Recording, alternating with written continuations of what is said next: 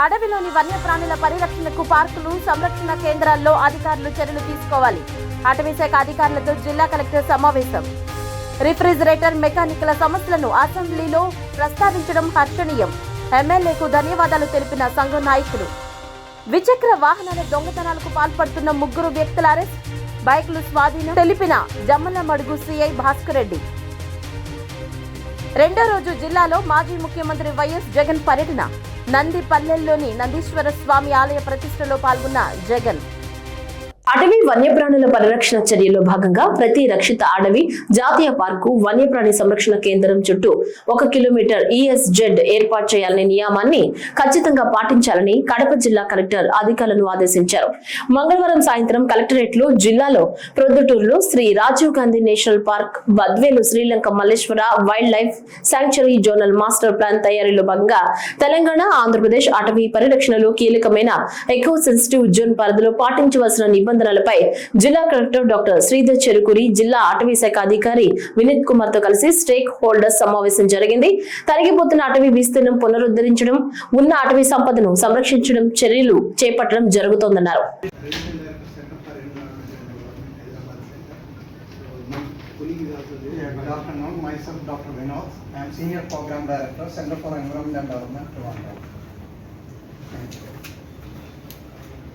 Master plan reports for Kuringa, Krishna Wildlife, Peninsula Narasimha and Nelapattu and SV National Park we have completed already. This Rajiv Gandhi National Park and Lanka Malleshwara Wildlife Sanctuary, Environment and Forest, this all will be taken care.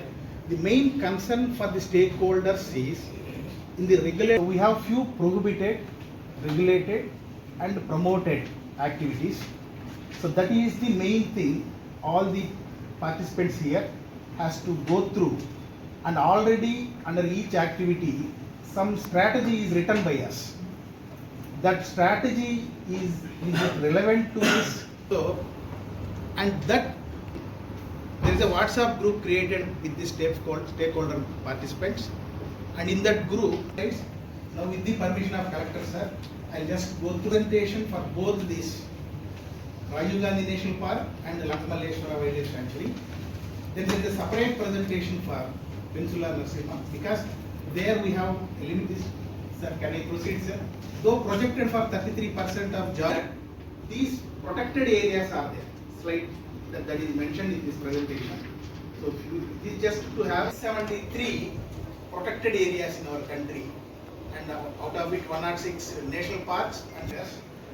But in the next slide we have, it says 10 kilometer default area around this protected area will be considered as the ESZ. Then there will be more impact and more effect on the revenue and local people. So at the earliest, Malleshwara, we have already notified. Therefore, our entire activity will limit to this 501 kilometer only. That is the remaining area people, there is no effect. Their life, everything will be normal. Why should we have this ESZ created? Because, and within that area only on whatever is activity at present going on, the livelihood related activity by the local people for domestic purpose, everything is will continue as it is. There is no prohibition, no regulation. AC రిఫ్రిజిరేటర్ల మెకానికలకు రాష్ట్ర ప్రభుత్వం తమ వంతుగా తోడ్పాటు అందించే కృషి జరుగుతోందని కడప ఎమ్మెల్యే మాధవిరెడ్డి తెలిపారు. ఈ మేరకు ఎమ్మెల్యే కడప ఎయిర్పోర్ట్ వద్ద మీడియాతో మాట్లాడారు. ఏసీ రిఫ్రిజిరేటర్ సంఘ సభ్యుల వినతి మేరకు వారిని భవన నిర్మాణ కార్మిక సంఘంలో విలీనం చేసి వారికి ప్రభుత్వం తరపున అందవలసిన సంక్షేమ పథకాలు, ప్రభుత్వ తోడ్పాటు అందించేలా చర్యలు చేపట్టడం జరుగుతోందన్నారు. అలాగే కార్మిక శాఖ తరపున చేకూరే అన్ని ప్రయోజనాలు వారికి దక్కుతాయన్నారు. గత బడ్జెట్ సమావేశంలో ఇందుకు సంబంధించిన ప్రతిపాదనలు చర్చించి కేంద్రానికి పంపడం జరిగిందన్నారు. త్వరలోనే ఏసీ రిఫ్రిజిరేటర్ మెకానికులకు అన్ని విధాల ప్రయోజనాలు చేకూరుతాయని, వారి జీవితాల్లో సమూల మార్పులు చోటు చేసుకోగలవని ఎమ్మెల్యే ఆశాభావం వ్యక్తం చేశారు. రంజాన్ కంటే ముందు రాక్వా ప్రతినిధులు మురళి గారు, మిగతా సభ్యులు వాళ్ళ సంఘానికి సంబంధించిన ఏసీ అండ్ రిఫ్రిజిరేటర్ మెకానిక్స్కి సంబంధించిన సంఘ సభ్యులు లాస్ట్ టైం వచ్చేసి మనల్ని కలవడం జరిగింది. దానిలో భాగంగా ఈ ఏసీ అండ్ రిఫ్రిజిరేటర్ మెకానిక్స్ని భవన కార్మికుల సంబంధంగా దాన్ని కార్మిక విభాగంలో చేర్పించాలా, సో దట్ వాళ్ళకు కూడా బెనిఫిట్స్ వస్తాయి. కార్మిక శాఖ నుంచి రావాల్సిన బెనిఫిట్స్ కానీ యాక్సిడెంటల్ ఇన్సూరెన్సెస్ కానీ వాట్ ఎవర్ గవర్నమెంట్ ఇస్తున్నది. దాని మీద లాస్ట్ బడ్జెట్ సమావేశంలో మనం మాట్లాడడం జరిగింది. దానికి సంబంధించి కార్మిక శాఖ నుంచి కూడా ప్రతినిధులు రావడం జరిగింది, అధికారులు రావడం జరిగింది. దాని మీద ఒక చిన్న వర్క్ కూడా చేసేసి దానికి సంబంధంగా ఉంది. మళ్ళీ ఇప్పుడు రెండోసారి ప్రభుత్వానికి గుర్తు చేయడం జరిగింది. దాంట్లో భాగంగా మంత్రి గారు కూడా సమాధానం చెప్పారు. ఇది ప్రతిపాదనలు కేంద్ర ప్రభుత్వానికి కూడా పంపించడం జరిగింది. అక్కడి నుంచి మార్పు సెంట్రల్ గవర్నమెంట్ నుంచి జరగాలి పని. మన వాళ్ళు మన ఆంధ్రప్రదేశ్ గవర్నమెంట్ నుంచి మీ తరపున ప్రతిపాదనలు పంపించడం జరిగింది. అది కాకుండా ఇక్కడ కూడా స్టేట్ గవర్నమెంట్లో కూడా కొన్ని బెనిఫిట్స్ వచ్చే విధంగా ఇక్కడ కూడా ప్రతిపాదన చేస్తున్నారు. దాని ప్రకారం కూడా వర్కౌట్ చేస్తున్నారు. డెఫినెట్గా మనం ఇంకా పని చేస్తే డెఫినెట్గా ఈ మార్పు అనేది మీ చేతుల్లో ఉంది. కడపలోని జేబీ హాస్పిటల్ ఆర్థోపెడిక్ చికిత్సలకు ఫస్ట్ చాయిస్ గా నిలుస్తోందని, తమ ఆసుపత్రిలో ఇప్పటికే 1000కి పైగా రోబోటిక్ కీళ్ల మార్పిడి శస్త్రచికిత్సలు విజయవంతంగా నిర్వహించామని డాక్టర్ జహంగీర్ బాషా తెలిపారు. కడప నగరంలోని ఆర్టీసీ బస్టాండ్ సమీపంలోని జేబీ హాస్పిటల్ 3వ వార్షికోత్సవ సందర్భంగా సంబరాలు నిర్వహించారు. ఈ సందర్భంగా కేక్ కట్ చేసి సిబ్బందికి పంచి శుభాకాంక్షలు తెలియజేశారు. Johnson and Johnson 6th generation robo 3D printing సాంకేతికతతో తక్కువ కోతతో ఖచ్చితమైన ఆపరేషన్లు చేసి పేషెంట్లు త్వరగా కోలుకుంటున్నారని చెప్పారు. భుజం, మోచేతి మార్పిడి శస్త్రచికిత్సలు, పెల్విక్ ఫ్రాక్చర్ చికిత్సలు కూడా కడపలోనే అందుబాటులోకి రావటం వల్ల హైదరాబాద్, చెన్నై వెళ్లాల్సిన అవసరం తగ్గిందన్నారు.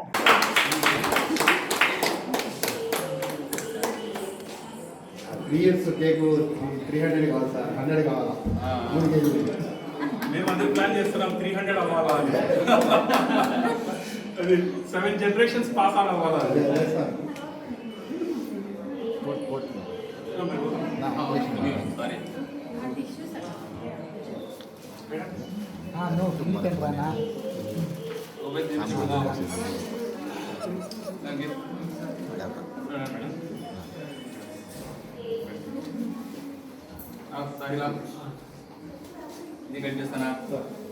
మేడం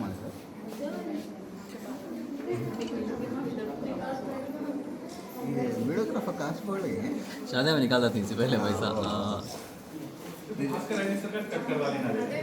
क्या है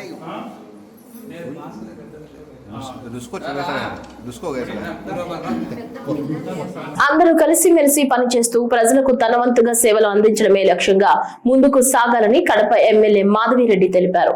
కడప నగరంలోని పాత కడప టీడీపీ నాయకులు రైస్ మిల్ వెంకట సుబ్బయ్య దేవుని కడప ప్రాథమిక రైతు సేవా సహకార సంఘం చైర్మన్ గా నియమితులయ్యారు.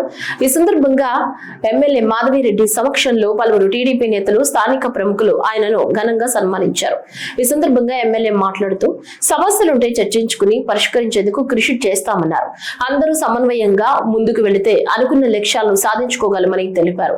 ఈ విషయంగా ప్రతి ఒక్కరూ తమ వంతుగా సహకరించాలని ఆమె సూచించారు. ఇప్పటి నుంచి తెలుగుదేశం ఏ రోజు కూడా నేను బయటికి పోలే.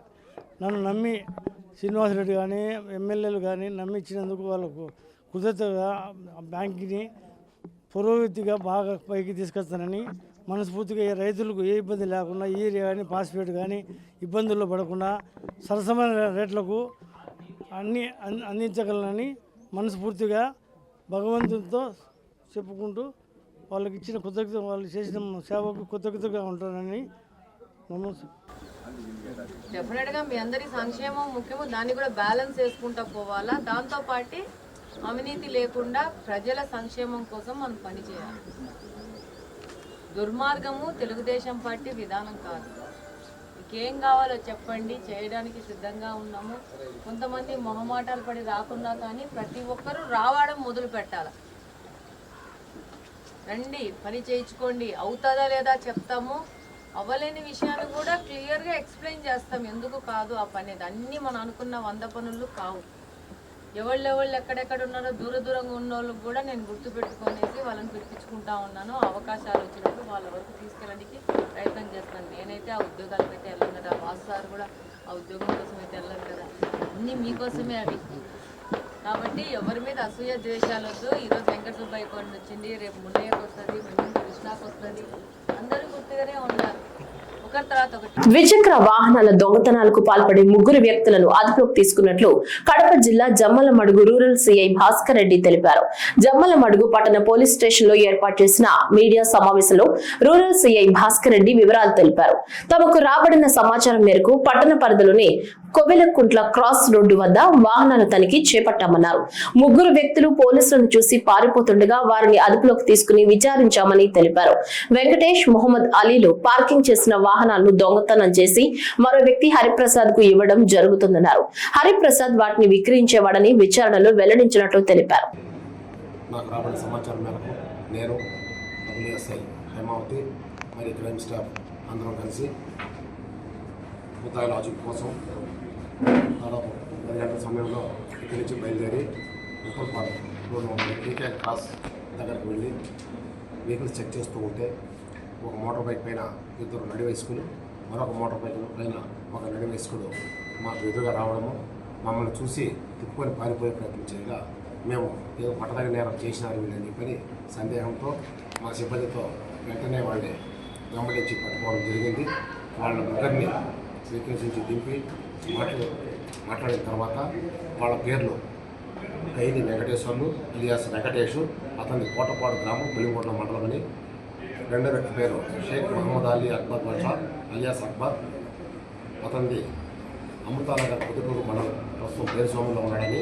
మూడో వ్యక్తి చాకలి హరిప్రసాద్, అతనిది యశోపూర్పాడు గ్రామం అని చెప్పేసి అని చెప్పారు. వాళ్ళు ఏదో దొంగతనం చేసినారు అని చెప్పేసి మాకు సమాచారం నికాసు చేసుకోవడంతో వెంటనే అక్కడే పెద్ద మనుషులు ఇద్దరిని మేము తీసుకొని వచ్చుకొని వాళ్ళ సమక్షంలో ఈ ముగ్గురు ముద్దాయిల్ని విచారించగా వాళ్ళు చెప్పిన దాన్ని బట్టి మొదటి ఇద్దరు ముద్దాయిలు ఈ చుట్టుపక్కల అంటే పెద్దముడేమో కోయిలకుంట్ల, ఆళ్లగడ్డ, జమ్మలమడుగు పరిసర ప్రాంతాల్లో తిరుగుతూ ఎవరైనా మోటార్ బైకులు పార్క్ చేసి వెళ్ళిపోయితే ఆ బండి తీసుకొని వచ్చేయటము, లేదంటే ఎవరైనా పొలాల దగ్గరకు పోయే దారిలో మోటార్ బైకులు అక్కడే పెట్టి తాళం దానికి వచ్చేసి ఉంటే ఆ తాళంతోనే దాన్ని ఆన్ చేసుకొని వెళ్ళిపోవటము, ఇలా చేసిన దొంగతనం చేసిన వెహికల్స్ అన్నింటినీ కూడా ఈ యొక్క చాకలి హరిప్రసాద్ అనే వ్యక్తి యశ్వపల్పాడు గ్రామస్తుడు కాబట్టి అతని దగ్గరికి తీసుకువేసి అతని సహకారంతో అమ్మించుకునే ప్రయత్నం చేసుకుంటూ ఉన్నారు. వాళ్ళ పొజిషన్లోనే పెట్టుకుని ఉన్నారు. దాంట్లో 14 వెహికల్స్ ఈ ముగ్గురు కలిసి మన రైల్వే స్టేషన్ జమ్మడం రైల్వే స్టేషన్ పక్కన ఉన్నటువంటి ఏత్కా దగ్గర ఉన్నటువంటి కాప చెట్ల పక్కన అన్నింటినీ పోగు చేసి పెట్టుకున్నారు, అమ్ముకునే ప్రయత్నం చేస్తూ ఉన్నారు. ఈరోజు మనకు రాబడిన సమాచారంతో వాళ్ళు పట్టుకోవడం జరిగింది. వాళ్ళ పొజిషన్ నుంచి 2 వెహికల్స్ సీజ్ చేసుకున్నాము. ఆ పెద్ద మనుషులతో పాటు ముగ్గురు ముద్దాయిలతో పాటు మా సిబ్బంది అక్కడి నుంచి వెళ్ళి ఆ మిగిలిన 14 బండ్లు కూడా తీసుకొనేసి స్టేషన్కి రావడం అయింది. దాన్ని చెక్ చేసుకొని చూస్తే జమ్మలమడుగు అర్బన్ ప్లేస్లో 2 మోటార్ బైకుల మీద కేసులు ఉన్నాయి. పెద్దముడిలో ఒక కేసు దొంగతనం కేసు రిపోర్ట్ అయి ఉంది. ఇంకా కూడా కోయిలకుంట్ల, ఉయ్యాలవాడ, మరగానపల్లి స్టేషన్లో కూడా దొంగతనం కేసులు రిజిస్టర్ అయ్యని చెప్పేసి అని ఈ సమాచారం మేము ఆ స్టేషన్ సిబ్బందికి ఇవ్వడము, వాళ్ళు అక్కడి నుంచి మాకు తగిన ఎఫ్ఐఆర్ సమాచారం ఇవ్వడము అన్నీ ఈరోజు క్రోడీకరించి ఇప్పటికీ ఈ 16 వెహికల్స్లో 6 వెహికల్స్ ఎఫ్ఐఆర్లు ఇష్యూ అయినాయి, ఓనర్లు కేసు అయినారు. ఈ 6 వెహికల్స్ సెపరేట్ చేయగా మిగతా 10 వెహికల్స్ కూడా మళ్ళీ ఇంకొకసారి దాన్ని విచారించి ఎక్కడెక్కడ ఏదైతే ఎఫ్ఐఆర్లు ఉన్నాయో అవన్నీ కూడా సేకరించుకొని మా పై అధికారులు చెప్పి ఒక రేడియో మెసేజ్ ద్వారా ఈ నెంబర్లంతా కూడా ఫ్లాష్ చేసి ఎక్కడైతే ఎఫ్ఐఆర్ కట్టి ఉండకపోయినా కూడా ఆ కంప్లైంట్లు పిలిపించుకొనేసి వాళ్ళకి కోర్టు ద్వారా వాళ్ళ వెహికల్స్ అప్పగిస్తాము. ఈ 16 వెహికల్ల విలువ సుమారు 11 లక్షల రూపాయలు. అన్నింటినీ కూడా ఈరోజే కోర్టుకు హ్యాండ్ ఓవర్ చేస్తాము. ముద్దాయిని కూడా ఈరోజు సాయంత్రమే కోర్టు ముందు హాజరుపరుస్తాము. కడప జిల్లా జమ్మలమడుగులో పెద్దమ్మ తల్లి దేవర మహోత్సవం కన్నుల పండుగ కొనసాగుతుంది. 2వ రోజు చల్లపోసే కార్యక్రమాన్ని దేవర కమిటీ ఆధ్వర్యంలో అత్యంత వైభవంగా నిర్వహించారు. ఉదయం పోలేరమ్మ, పెద్దమ్మ, గంగమ్మ ఆలయాల్లో ఏర్పాటు చేసిన బాణలలో భక్తులు చల్లపోశారు. సాయంత్రం చల్లపోసిన బాణలను భక్తి శ్రద్ధలతో భక్తులు తలపై ఉంచుకుని భారీ ఊరేగింపు చేపట్టారు. జమ్మలమడుగు వీధులు గుండా సాగిన ఊరేగింపు కన్నెలూరు మూటు వద్ద ఉన్న పొలిమేర వద్దకు చేరుకుంది. పొలిమేర పెద్దమ్మ తల్లికి పూజలు నిర్వహించి నైవేద్యం సమర్పించారు. చల్ల బాణాల్లోని ప్రసాదాన్ని ప్రజలకు పంచిపెట్టారు. ఈ సందర్భంగా పోలేరమ్మ, పెద్దమ్మ, గంగమ్మ వేషధారణల నృత్యాలు, డప్పు విన్యాసాలు ప్రజలను ఆకట్టుకున్నాయి. కార్యక్రమాన్ని ప్రజలు తిలకించి చల్ల ప్రసాదాన్ని స్వీకరించారు.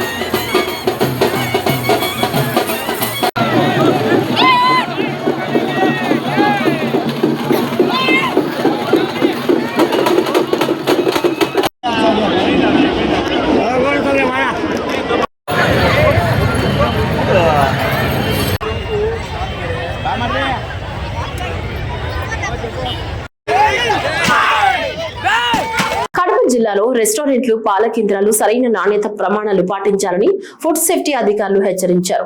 జిల్లా కలెక్టర్ ఆదేశాల మేరకు కడప నగరంలోని అన్ని కేంద్రాలలో తనిఖీలు నిర్వహించారు. రాజమండ్రిలో జరిగిన కల్తీ పాల నేపథ్యంలో 6 మంది మృతి చెందిన నేపథ్యంలో జిల్లాలో అలాంటి ఘటనలకు తావివ్వకుండా జిల్లా కలెక్టర్ ఆదేశాల మేరకు జిల్లాలోని అన్ని ప్రాంతాల్లో తనిఖీలు నిర్వహిస్తున్నారు. ఇందులో భాగంగా నగరంలోని వై జంక్షన్ వద్ద గల స్పందన పాల కేంద్రంలో ఫుడ్ సేఫ్టీ అధికారి హరిత ఆధ్వర్యంలో తనిఖీలు నిర్వహించారు. ఈ సందర్భంగా కేంద్రంలోని పాలను శాంపిల్స్ సేకరించి ల్యాబ్ కు పంపించారు. ఈ సందర్భంగా ఆమె మాట్లాడుతూ కడప జిల్లా వ్యాప్తంగా పాల కేంద్రాలలో తనిఖీలను ముమ్మరం చేశామని, పాలను కల్తీ చేయడం ఇలాంటి ఘటనలు చేస్తే అలాంటి వారిపై కఠిన చర్యలు తీసుకుంటామని స్పష్టం చేశారు.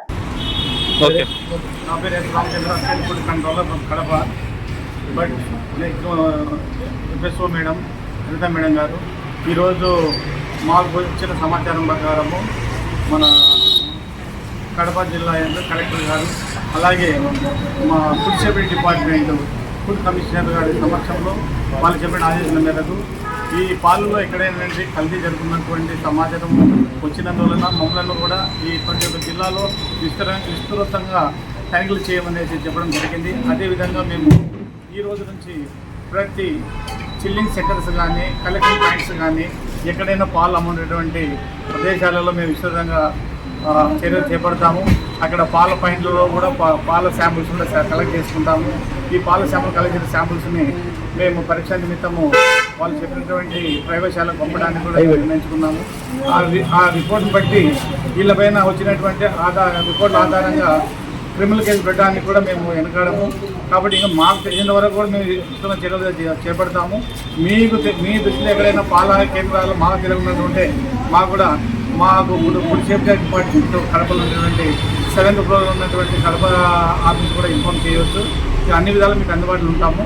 ప్రతి రోజు కూడా విశ్వాస చర్యలు చేపడతాము. వారు చెప్పినట్టు కడప జిల్లా నందు కలెక్టర్ వారి ఆదేశాలు మరియు కమిషనర్ ఆఫ్ సేఫ్టీ వారి ఆదేశాలు పాల కేంద్రాలు, తర్వాత చిల్లింగ్ పాయింట్స్, తర్వాత మ్యానుఫ్యాక్చరింగ్ యూనిట్స్ మొత్తం కూడా తనిఖీలు నిర్వహించడం జరుగుతుంది. ముందు కూడా మేము పాల శాంపుల్స్ అయితే తీసి ల్యాబ్కి పంపించాము. సో ఇలా ల్యాబ్ ముందు కొన్ని శాంపుల్స్ ల్యాబ్ రిపోర్ట్స్ మేరకు కొన్ని కేసులు కూడా కట్టడం జరిగినది. తదుపరి చర్యలు కూడా ఇప్పుడు కూడా శాంపుల్స్ మిల్క్ శాంపుల్స్, తర్వాత దాంట్లో ఏమైనా కల్తీ ఏమైనా చేశారా అని పెట్టడం కానీ క్రిమినల్ యాక్షన్ తీసుకోవడం కానీ ఉంటుందండి. అంటే మేడం తెలుపుతూ చెప్పడం జరిగింది. ఎందుకు స్పందించడం లేదండి, మేము ముమ్మరంగా అయితే తనిఖీ చేస్తున్నాము. మా పై ఆఫీసర్లకు అయితే మేము ఎప్పటికప్పుడు రిపోర్ట్ అందజేస్తున్నాం. జరుగుతున్నాయి, తనిఖీలు అయితే జరుగుతున్నాయి. ఇప్పుడు చాలా హోటల్స్లో కూడా కనీసం నాణ్యత ప్రమాణాలు పాటించడం లేదు మేడం. ఇప్పుడు శానిటరీ కండిషన్స్ వాళ్ళు మున్సిపాలిటీ వాళ్ళు చూసుకుంటారు. మనం ఏదైనా అడల్టరేషన్ ఏదైనా ఉంటేనే మనము అక్కడ శాంపుల్ చేసి 14 నుంచి 20 రోజుల్లో రిపోర్ట్ రాగానే తర్వాత వారి మీద క్రిమినల్ యాక్షన్ అయితే తీసుకోవడం జరిగింది. ఆల్రెడీ ఒక 15 కేసుల వరకు కడప కోర్టులో జరుగుతున్నాయండి. తర్వాత మిల్క్ శాంపుల్స్ గురించి కూడా ఒక 50,000 దాకా పెనాల్టీలు అయితే కట్టించడం జరిగింది. ముమ్మరంగా తనిఖీలు అయితే చేస్తున్నాము. ఈ ఫినాన్షియల్ ఇయర్ నవంబర్ డిసెంబర్లోనే 2 క్రిమినల్ కేసులు అయితే కట్టడం జరిగింది. 5 జేసీ కోర్టులో కూడా వేయడం జరుగుతుంది. సో ముమ్మరంగా తనిఖీలు అయితే చేస్తున్నాము. కొద్దిగా స్టాఫ్ కొరత కూడా కలిగి ఉన్నది. మన కడప జిల్లాలో ఉన్నది ఒక food safety officer, field officer ఉన్నారు అంతే. సో దీని మీద కూడా మా పై ఆఫీసర్లు త్వరలో నిర్ణయం తీసుకొని స్టాఫ్ను కూడా పెంచు. ఎన్ని షాప్స్ రైడ్ చేశారు, ఎంతవరకు? నిన్నటి నుంచి ఇప్పటి వరకు ముమ్మరంగా 15 పాల కేంద్రాలు అయితే తనిఖీలు నిర్వహించడం జరిగింది. ఈ తనిఖీలలో కొంతమందికి లైసెన్సులు ఉన్నాయి. తర్వాత కొన్ని పాల శాంపిల్స్ అయితే కలెక్ట్ చేయడం జరిగింది. తర్వాత కొన్ని నోటీసులు కూడా ఇస్తున్నాము. హైజీనిక్ కండిషన్స్ లేని వాటిపైన నోటీసులు ఇస్తున్నాము. సో తర్వాత వారికి చెప్పడం కూడా జరుగుతుంది. అవేర్నెస్ లేని వాళ్ళకి అవేర్నెస్ అయితే కలిగించడం జరుగుతుంది. సో ఇది ఇప్పటితో కట్టడి చేసేది కాదు, ఇలాంటి యాక్షన్స్ తీసుకుంటాము. కలెక్టర్ గారికి కూడా ఎప్పటికప్పుడు రిపోర్ట్స్ అయితే అందజేస్తున్నాము. మీడియాలో కూడా విస్తృతంగా ఇవ్వడం జరుగుతుంది. కడప జిల్లా వేంపల్లి మండలం నందిపల్లిలోని శ్రీ నందీశ్వర ఆలయంలో నూతన విగ్రహ ప్రతిష్ట కుంభాభిషేక మహోత్సవం భక్తి వైభవంగా జరిగింది. 2వ రోజు ఉదయం నుంచి ప్రత్యేక పూజా కార్యక్రమం నిర్వహించారు. ఈ కార్యక్రమంలో మాజీ ముఖ్యమంత్రి వైఎస్ఆర్సీపీ అధినేత వైఎస్ జగన్ పాల్గొన్నారు. పులివెందుల నుంచి రోడ్డు మార్గాన వేంపల్లి మండలం నందిపల్లి గ్రామంలోని నందీశ్వర ఆలయం వద్దకు ఆయన చేరుకున్నారు. ఆలయ కమిటీ నిర్వాహకులు తనకు ఘన స్వాగతం పలికారు. అనంతరం జరిగిన జప హోమాల్లో పాల్గొని స్వామివారికి ప్రత్యేక పూజలు, అభిషేకాలు నిర్వహించారు. ఆలయ కమిటీని అభినందిస్తూ దేవాలయాల సంస్కృతి సంప్రదాయాలు ప్రతీకలని తెలిపారు. కార్యక్రమంలో కడప ఎంపీ వైఎస్ అవినాష్ రెడ్డి, స్థానిక నాయకులు, భక్తులు పెద్ద సంఖ్యలో పాల్గొన్నారు.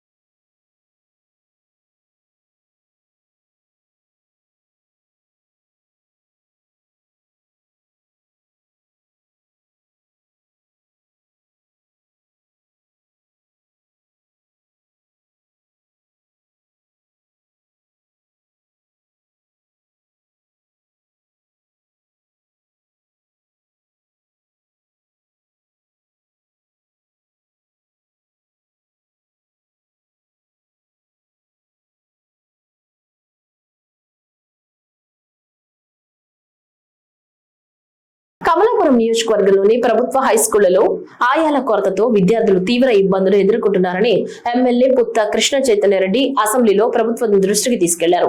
ప్రైమరీ పాఠశాలల్లో తక్కువ మంది విద్యార్థులకు ఒక ఆయా ఉండగా హైస్కూళ్లలో మాత్రం 300 మంది విద్యార్థులకు ఒక ఆయా మాత్రమే ఉండే నిబంధనల వల్ల శౌచాలయాల నిర్వహణ సరిగ్గా జరగడం లేదని తెలిపారు. విద్యార్థుల సంఖ్యకు బదులుగా సెక్షన్ల ఆధారంగా ఆయాలను నియమించాలని ప్రభుత్వాన్ని కోరారు. అలాగే గుర్రం గుంపు చెరువు పూర్తయినప్పటికీ నిర్వాసితులకు R&R ప్యాకేజీ నిధులు మంజూరు కాకపోవడంతో నీటి విడుదల నిలిచిపోయిందని చెప్పారు. సమస్యను త్వరగా పరిష్కరించి ప్రజలకు త్రాగునీటి ఇబ్బందులు తొలగించాలని ప్రభుత్వాన్ని విజ్ఞప్తి చేశారు. కానీ హై స్కూల్స్ లో ఇప్పుడు రూల్ ఏం పెట్టారంటే 300 స్టూడెంట్స్ ఉంటే తప్పితే రెండో ఆయాకు పర్మిషన్ లేదు అధ్యక్ష. అట్లా కాకుండా సెక్షన్లు ఎక్కువ ఉన్నాయి. ఇప్పుడు 8 రూములు ఉన్నాయి, 15 టాయిలెట్లు ఉన్నా కూడా ఒక 290 మంది ఉన్నా కూడా ఒకనే ఆయా అధ్యక్ష. అట్లా కాకుండా ఎన్ని సెక్షన్స్ ఉన్నాయి చూసి ఇన్ఫ్రాస్ట్రక్చర్ సైజ్ బేస్ చేసుకొని ఆయాలను ఇంక్రీజ్ చేస్తే స్కూల్కి, ఎందుకంటే టాయిలెట్స్ చాలా గలీజ్గా ఉండడం జరిగింది అధ్యక్ష. మేము విజిట్ చేసినప్పుడు దానికి ఈ రీజన్ చెప్పారు అధ్యక్ష. ఇంకొక 10 మంది స్టూడెంట్స్ లేనందువల్ల మాకు సెకండ్ ఆయా లేరు కాబట్టి infrastructure size of schools, number of class rooms దాన్ని బేస్ చేసుకొని ఆయాల్ని పెడితే మంచిదని చెప్పేసి కోరడం జరిగింది అధ్యక్ష. దాన్ని ఒక్కసారి మంత్రి గారు పరిశీలించగా కోరుతున్నాం అధ్యక్ష. అలాగే ఇంకో చిన్న సబ్జెక్ట్ అధ్యక్ష, గుర్రంగుంపు చెరువు అని మా దగ్గర ఒకటి ఉంది అధ్యక్ష. అది రిజర్వాయర్ పూర్తయింది అధ్యక్ష, కానీ స్లూజులు పెట్టట్లేదు అధ్యక్ష. ఎందుకనంటే ఒక చిన్న గ్రామం R&Rకి డబ్బులు రాలేదని చెప్పి ఆగిపోయింది అధ్యక్ష. GNSS కెనాల్ పూర్తయితేనే వాటర్ వస్తుంది, కానీ ఇప్పుడు వర్షాలు పడినప్పుడు కూడా అక్కడ వాటర్ స్టోర్ చేయలేకపోతున్నారు అధ్యక్ష. అది చేస్తే గ్రౌండ్ వాటర్, డ్రింకింగ్ వాటర్ సమస్య లేకుండా పోతుంది. చిన్న ప్యాకేజ్ ఉంది, టెక్నికల్ సమస్య వల్ల అంటున్నారు కానీ అది సార్ట్ అవుట్ చేయట్లేదు అధ్యక్ష. డిసిషన్గా అది కూడా ఇరిగేషన్ మంత్రి గారు R&R ప్యాకేజ్ తొందరగా క్లియర్ చేపిస్తే ఒక మండలం అంతా నాకు డ్రింకింగ్ వాటర్ సమస్య కూడా గ్రౌండ్ వాటర్ పెరిగి తీసుకుంటుంది అధ్యక్ష. తప్పకుండా మీరు మీ ద్వారా తెలియజేసుకున్న అధ్యక్ష. ధన్యవాదాలు అధ్యక్ష. జూన్ 2, 2014 ముందు పనిచేస్తున్న కాంట్రాక్ట్ ఉద్యోగులను యాక్ట్ నెంబర్ 30 ఆఫ్ 2023 ప్రకారం రెగ్యులర్ చేయాలని ఎమ్మెల్సీ రామచంద్రారెడ్డి ప్రభుత్వాన్ని కోరారు. అసెంబ్లీ సమావేశంలో భాగంగా ఈ రోజు శాసన మండలిలో కాంట్రాక్ట్ ఉద్యోగుల సమస్యలను ఎంవి రామచంద్రారెడ్డి ప్రస్తావించారు. కాంట్రాక్ట్ ఉద్యోగుల పదవీ విరమణ వయసును ప్రభుత్వ ఉద్యోగుల మాదిరిగా 60 నుంచి 62 సంవత్సరాలకు పెంచాలని విజ్ఞప్తి చేశారు. ఈ అంశంపై ప్రభుత్వం సానుకూల నిర్ణయం తీసుకుని కాంట్రాక్ట్ ఉద్యోగులకు న్యాయం చేయాలని ఆయన ఆకాంక్షించారు. అధ్యక్ష, రాష్ట్ర విభజన నాటికి జూన్ 2, 2014 సంవత్సరమునకు ముందు ఉన్న కాంట్రాక్ట్ ఉద్యోగస్తుల క్రమబద్ధీకరణ చేయడానికి గత ప్రభుత్వంలో వైఎస్ జగన్మోహన్ రెడ్డి గారు యాక్ట్ నెంబర్ 30 ఆఫ్ 2023 తీసుకురావడం జరిగింది అధ్యక్ష. ఆ యాక్ట్ ప్రకారం గత ప్రభుత్వ వైద్య విధాన పరిషత్తులో భాగంగా సుమారు 3000 మందిని కాంట్రాక్ట్ ఉద్యోగస్తులందరినీ రెగ్యులరైజ్ చేయడం జరిగింది అధ్యక్ష. అలాగే అన్ని డిపార్ట్మెంట్ లో పనిచేస్తున్న కాంట్రాక్ట్ ఉద్యోగస్తుల వివరాలు కూడా సేకరించి క్రమబద్ధీకరణ చేయాలనేటటువంటి సమయంలో ఎన్నికల కోడ్ కారణంగా ఆ ఉద్యోగస్తులు రెగ్యులరైజ్ కాలేదు అధ్యక్ష. ఇందులో భాగంగా విద్యాశాఖలో ముఖ్యంగా అత్యధికంగా 5000 మంది కాంట్రాక్ట్ ఉద్యోగస్తులు క్రమబద్ధీకరణ నోచుకోలేదు అధ్యక్ష. అంతేకాకుండా ఈ ఉద్యోగస్తులకు పదవీ కాలం 60 సంవత్సరాలు ఉంది, 62 సంవత్సరాలు పెంచినట్లుగా వీళ్లకు పెంచమని అడుగుతున్నారు అధ్యక్ష. కాబట్టి అధ్యక్ష, యాక్ట్ నెంబర్ 30, 2023 ప్రకారం కాంట్రాక్ట్ ఉద్యోగస్తులు అందరినీ కూడా క్రమబద్ధీకరణ చేసి వాళ్ళ వయో పరిమితిని 60 నుంచి 62 సంవత్సరాలు పెంచాలని మీ ద్వారా ప్రభుత్వాన్ని కోరుతున్నాం అధ్యక్ష. థ్యాంక్ యూ అధ్యక్ష. ఈ రోజు ఎస్ న్యూస్ వార్తలు ఇంతటితో సమాప్తం. తిరిగి రేపటి వార్తల్లో కలుసుకుందాం.